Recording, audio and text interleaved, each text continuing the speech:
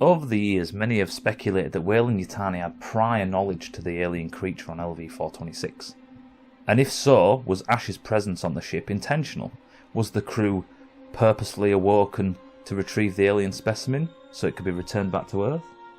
Did Ash receive orders to recover the alien specimen prior to leaving Earth? Using clues and facts from the original 1979 sci-fi horror, we can piece together what many have theorised about ever since the film's release. First of all, let's gloss over what many have thought to be Ash's real intentions and proof that he was, in fact, trying to get the alien specimen on the ship to return to Earth. Some have argued that Ash's intentions are pretty much obvious from the start, as he ignores the standard protocol and allows Kane back onto the ship, which Ripley herself refused to do. This, however, doesn't prove that Weyland Yutani had previous knowledge of the alien. Ash then carried out medical scans on Kane, and we have to assume that he knows about the alien embryo, otherwise what was the point in doing the scans? One of the big smoking guns in all this is that Ash does not inform the crew of the embryo. Ash then appears reluctant to help in the capture of the alien once it's loose on the ship. Some have also commented on Ash's lack of compassion or empathy or fear when the alien starts to attack the rest of the crew. Eventually Ripley then reads the Special Order 937, which we can clearly see is for the science officer's eyes only. The crew is expendable is one of the directives, and the return of the specimen is the priority. It is clear then that Ash has been working against the crew in a kind of enemy within. Soon after this, it is clear that Ash is physically different from the rest of the crew, and his intentions are made perfectly clear. But it is not clear how long that Ash has been under these orders or these directives, or that Weyland Yutani had any knowledge prior to the Nostromo setting off from Earth that this alien specimen existed at all. Going back to the beginning of the film, the crew is awoken by Mother, the ship's main computer system, in response to a beacon that the ship has detected.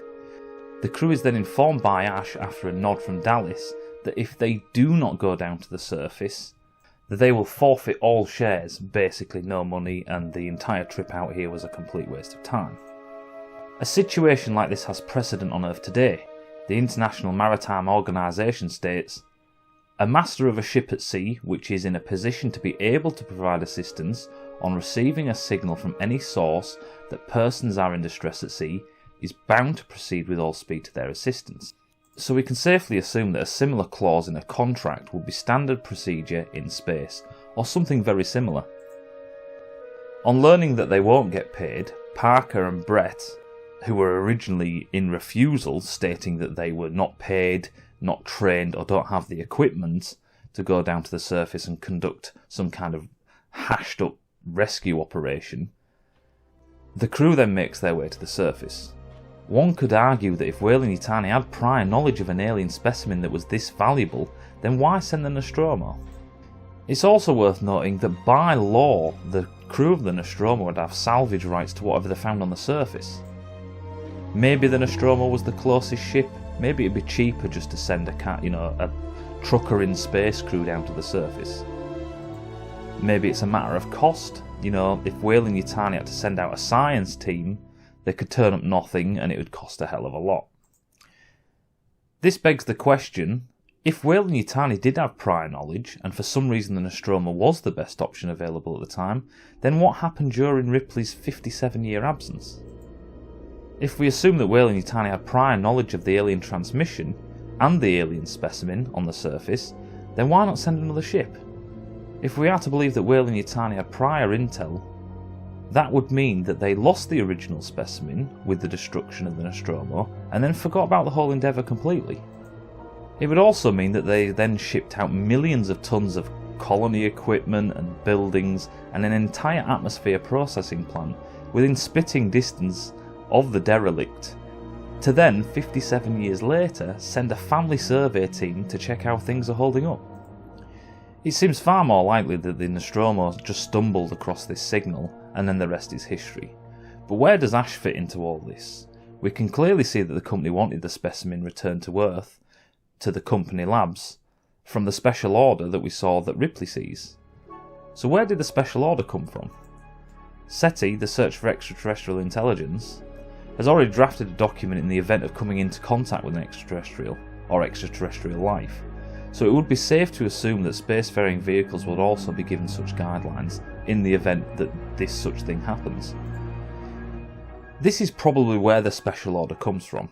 Weyland Yutani would have programmed the mothership with detailed instructions on what to do in this kind of situation. It is clear from the conversation with Ripley that Ash has been communicating with Mother. So we can safely assume that Ash has informed Mother that an alien specimen with possible interest to the company is on board the ship. Mother then replies with instructions to return the specimen at all costs.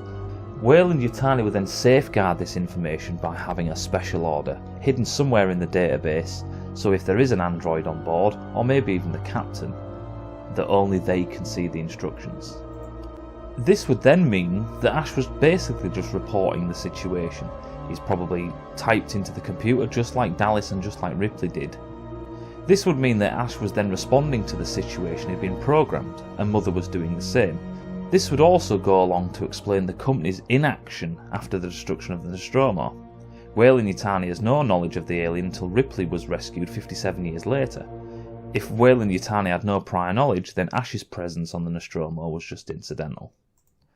So was Ash actually helping the alien, or at least allowing the alien to slash its way through the crew to ensure its survival?